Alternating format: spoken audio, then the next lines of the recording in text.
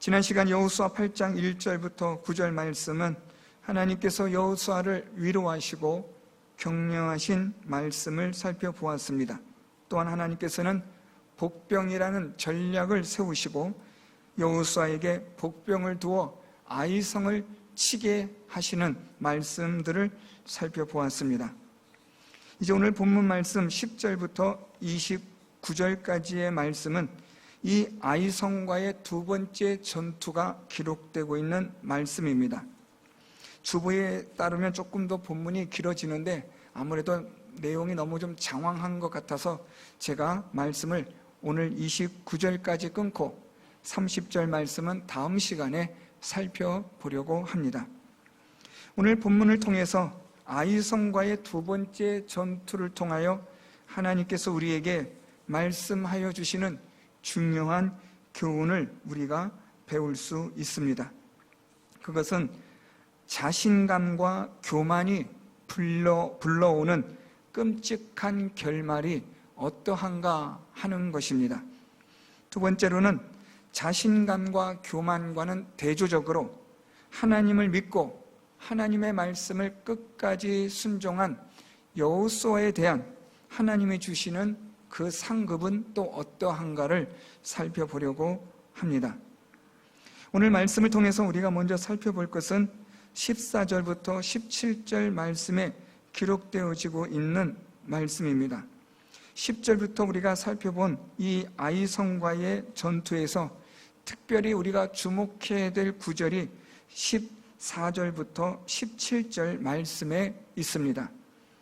14절 말씀에 보면 아이왕이 이를 보고 그 성읍 백성과 함께 일찍이 일어나 급히 나가 아라바 앞에 이르렀다라고 말씀합니다.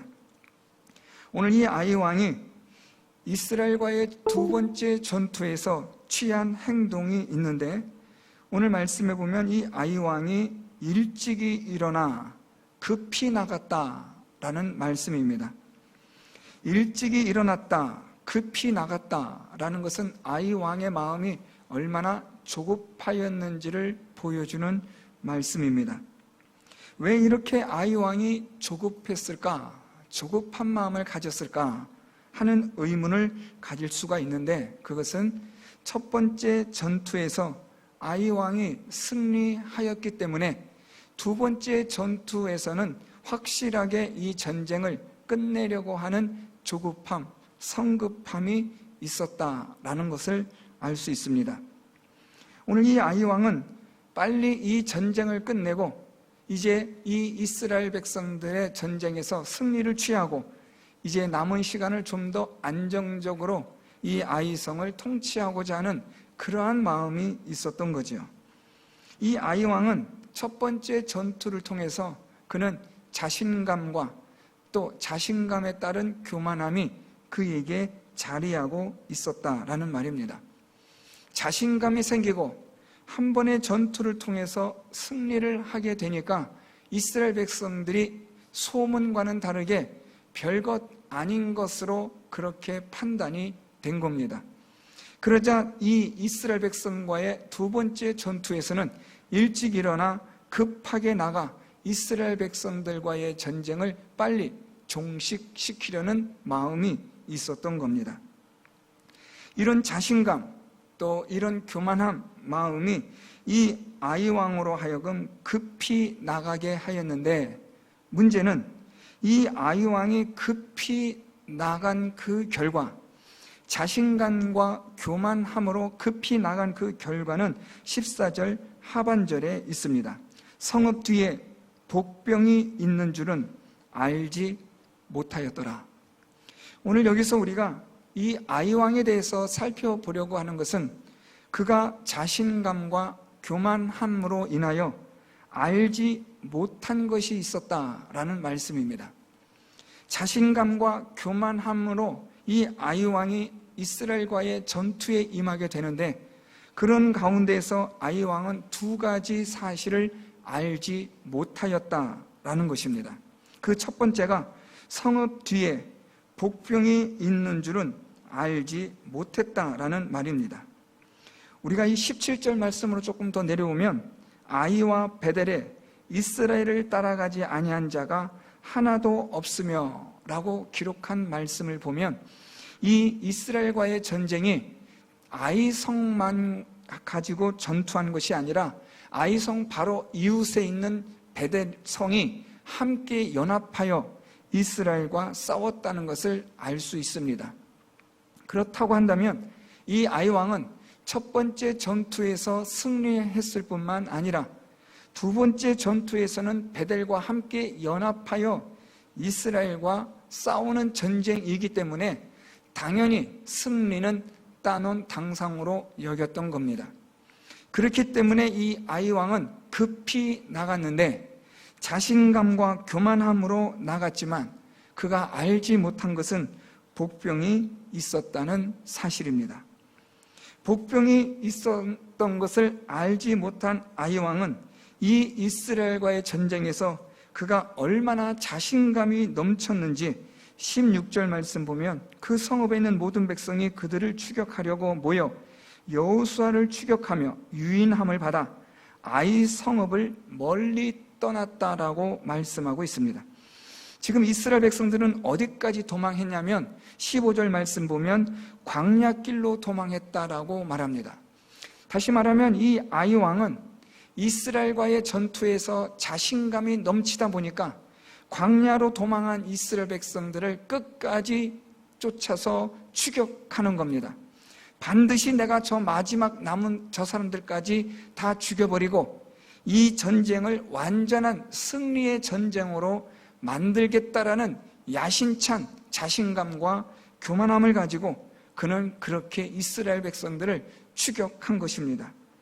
그렇게 성읍을 멀리 떠나 광야까지 나가 추격하면서 보여준 이 아이왕의 자신감, 그 교만함은 그러나 복병이 있었다는 것을 알지 못하는 아주 결정적인 실수를 하게 됩니다. 첫 번째 승리가 무색할 정도로 이 두 번째 전쟁에서 오히려 아이성은 완전히 완패하고 멸망하게 됩니다. 모든 아이성 거민들이 멸절당하는 끔찍한 재난이 임하게 되는 겁니다. 오늘 여기서 우리가 배우는 첫 번째 교훈은 자신감과 교만함은 우리로 하여금 아주 중요한 사실을 잊어버리게 하는데 복병이 있다는 것을 잊어버리게 한다라는 것입니다. 사랑하는 성도 여러분, 우리가 살아가는 우리 인생에 있어서 예기치 못한 복병과 같은 일들이 얼마나 많습니까? 전혀 예상치 못했던 일들, 전혀 예기치 않았던 일들이 재난처럼, 재앙처럼, 전염병처럼 다가서는 일들이 얼마나 많습니까? 그런데 우리가 자신감 또는 교만함 또는 내게 있는 것을 가지고 내가 그것을 의지하는 자가 되면 우리는 이러한 복병이 있다는 사실을 새까맣게 잊어버린다는 것입니다. 마치 아이 왕이 복병이 있는 줄을 알지 못하고 광야 끝까지 이스라엘 백성들을 쫓아가려고 했었던 것처럼 우리는 우리 인생의 복병이 늘 항상 있다는 사실을 염두에 두어야 하는데 우리 안에 있는 자신감과 교만함이 이것을 잊어버리게 한다는 말입니다. 건강했던 한 성도님이 계십니다. 그분은 정말 건강하셨던 분인데 하루아침에 암으로 진단받고 며칠 사이에 얼마나 수척해졌는지 모릅니다. 제가 부교역자 때 그 집사님을 신방하게 되었는데 불과 몇 주 전만 해도 그렇게 건강했던 분이 병상에 누워서 거의 피골이 상접한 모습으로 뼈만 남은 채로 있는 모습을 보니까 얼마나 놀랐는지 말할 수 없었습니다. 그 집사님이 하는 말이 목사님, 제가 이런 병이 들 줄 누가 알았겠습니까?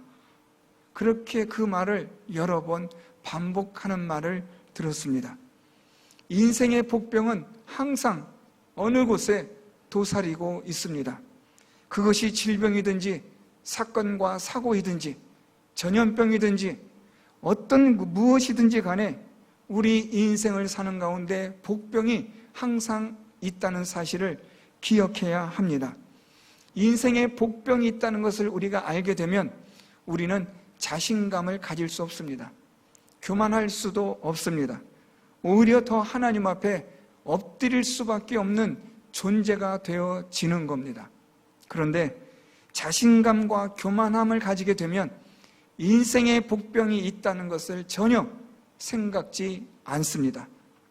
심지어 어떤 분들은 자신이 이 땅에서 영원히 살 것처럼 생각하는 분들도 있습니다. 오늘 내일 모레 하시는 분인데도 불구하고 마치 수십 년을 더 살 것처럼 그렇게 인생을 허비하는 분들을 여러 번 보았습니다. 인생의 복병이 항상 도사리고 있다는 사실을 우리가 안다면 우리는 절대로 자신감이나 교만함으로 살아갈 수 없을 것입니다.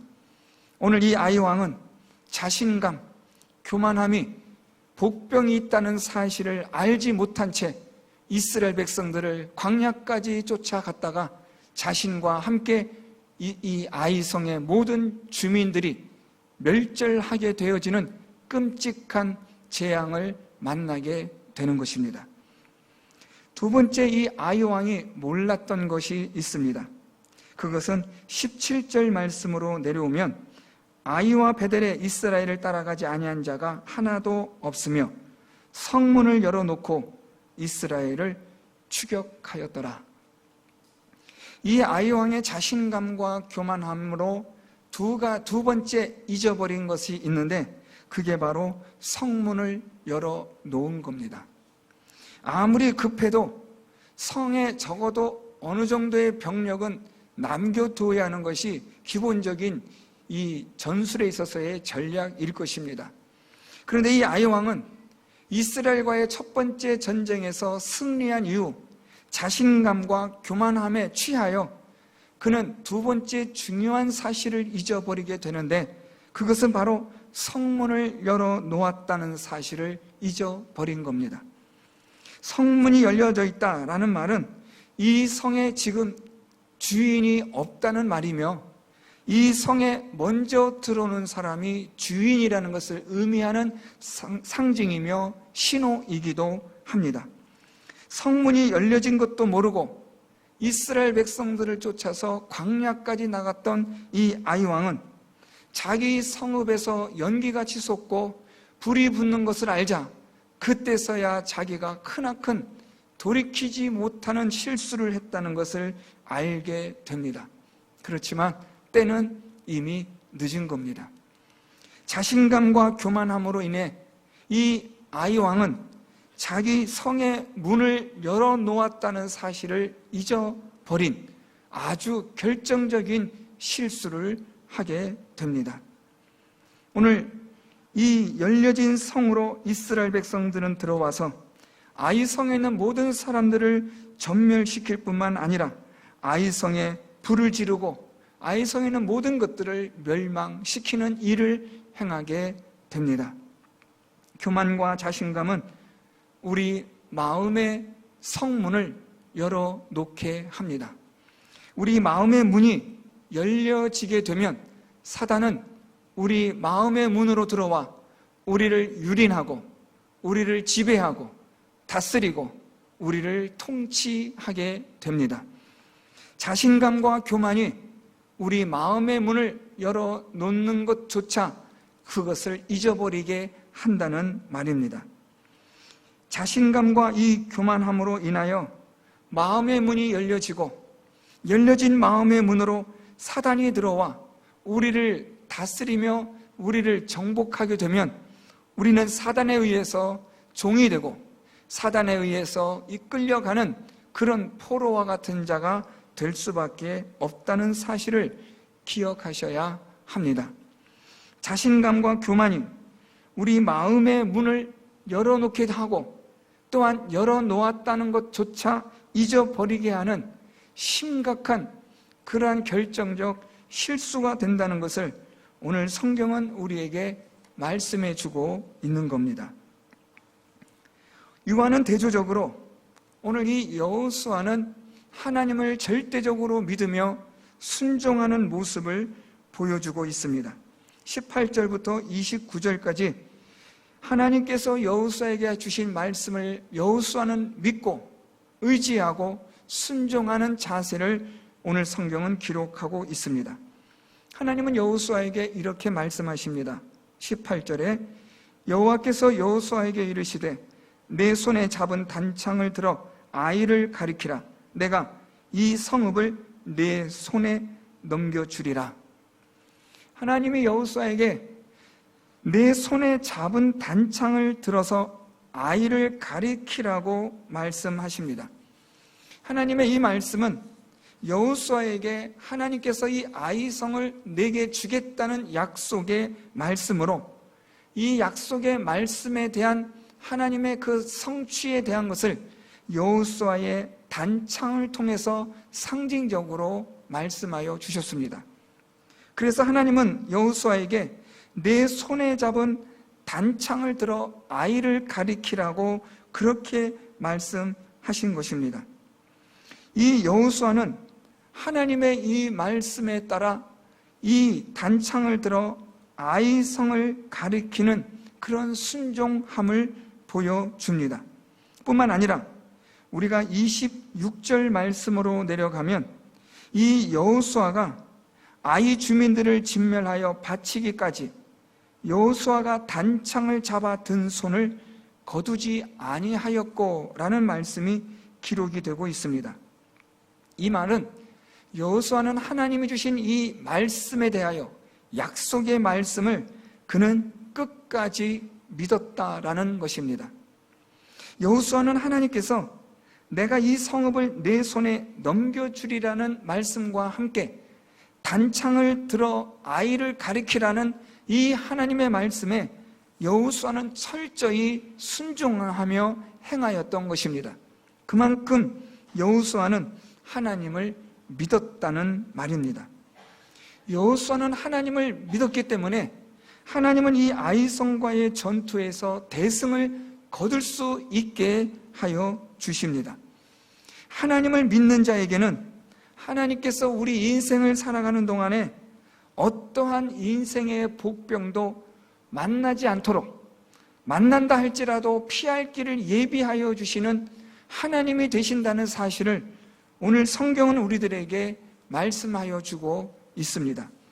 자신감과 교만에 빠지게 되면 인생의 복병을 만나 쓰러지게 되고 멸망에 이르게 되지만, 하나님을 믿는 자로서 하나님을 믿는 믿음으로 살아가면 인생의 복병을 만난다 할지라도 하나님께서 피할 길을 주실 뿐만 아니라 능히 그 복병을 이겨내게 하시는 능력을 하나님께서 주신다는 것입니다. 두 번째로 우리가 살펴볼 수 있는 이 여호수아의 단창의 의미는 하나님의 말씀에 대한 신호입니다. 순종하겠다라는 의미가 되는 것인데, 오늘 이 여호수아가 단창을 들어 아이를 가리킬 때에 이스라엘 복병들은 이 아이성을 가리킨 여호수아의 단창을 보고 그들은 순간에 이 아이성으로 급히 일어나 달려 들어가 아이성을 점령하고 성읍에 불을 놓게 됩니다. 19절 말씀인데요, 그의 손을 드는 순간에 복병이 그들의 자리에서 급히 일어나 성읍으로 달려 들어가서 점령하고 곧 성읍에 불을 놓았더라. 학자들은 여호수아가 하나님의 명령에 따라 순종하여 그가 단창을 높이 들었을 때 그 단창이 햇빛에 반사되어져 반짝거림이 이 복병들에게 신호가 되었고, 그 신호를 본 복병들은 아이성으로 달려들어가 점령하게 되었다라고 이 구절을 해석하고 있습니다.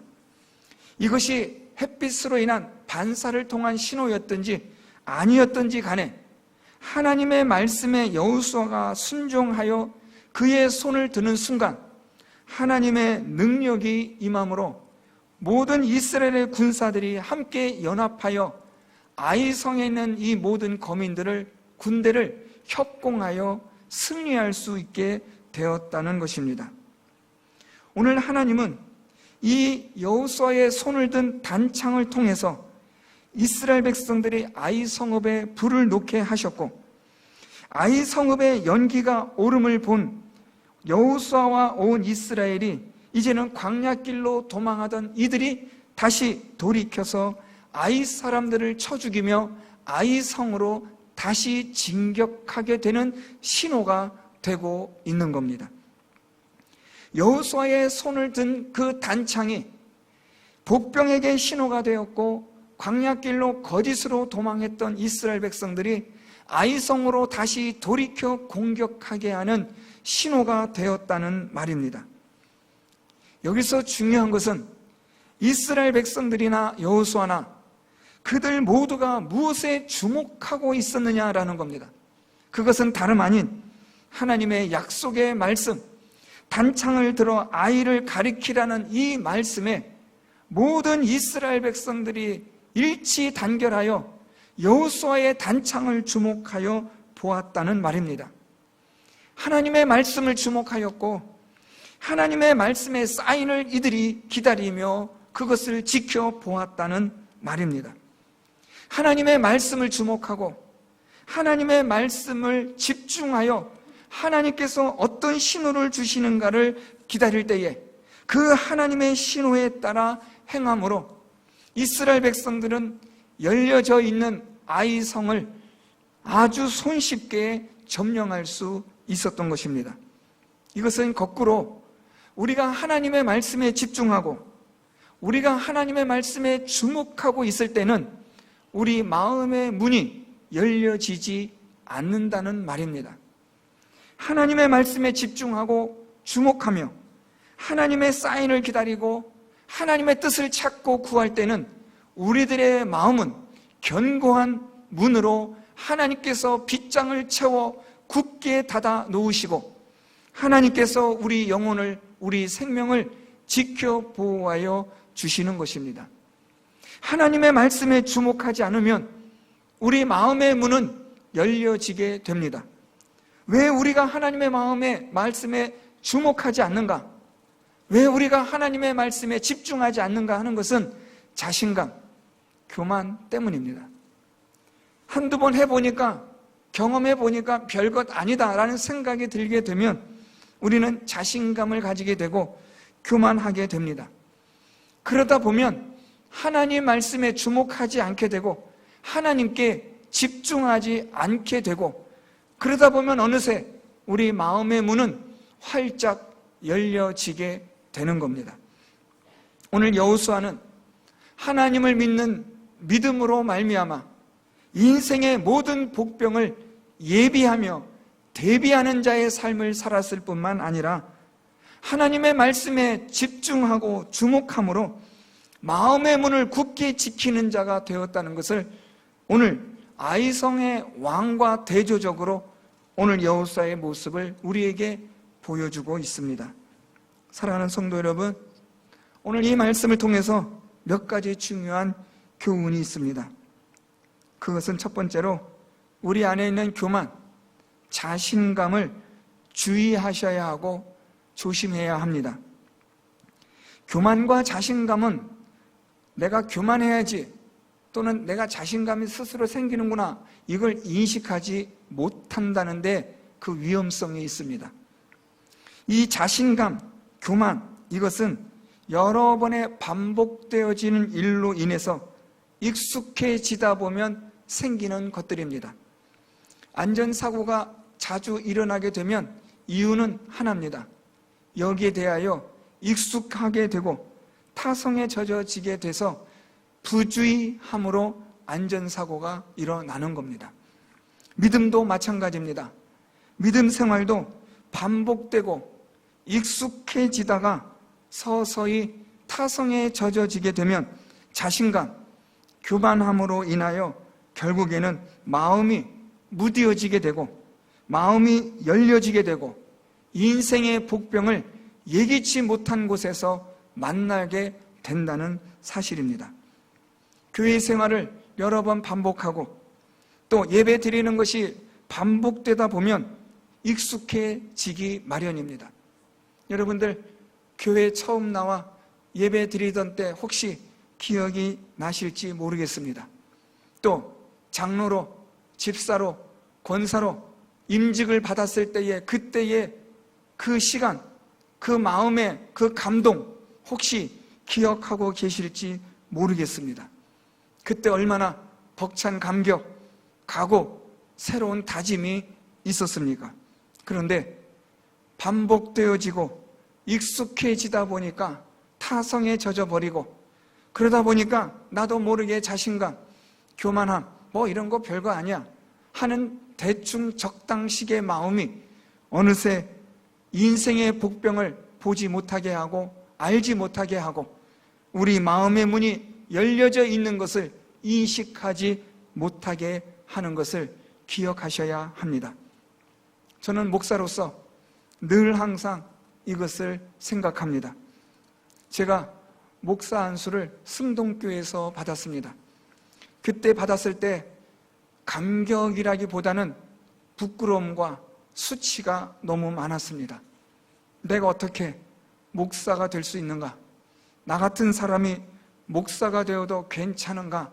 하는 부끄러움과 그 수치스러움이 있어서 40여 명 되는 목사 안수를 받는 분들과 함께 있을 때 예배 시간 거의 2시간 동안 고개를 들지 못하고 울기만 했었습니다.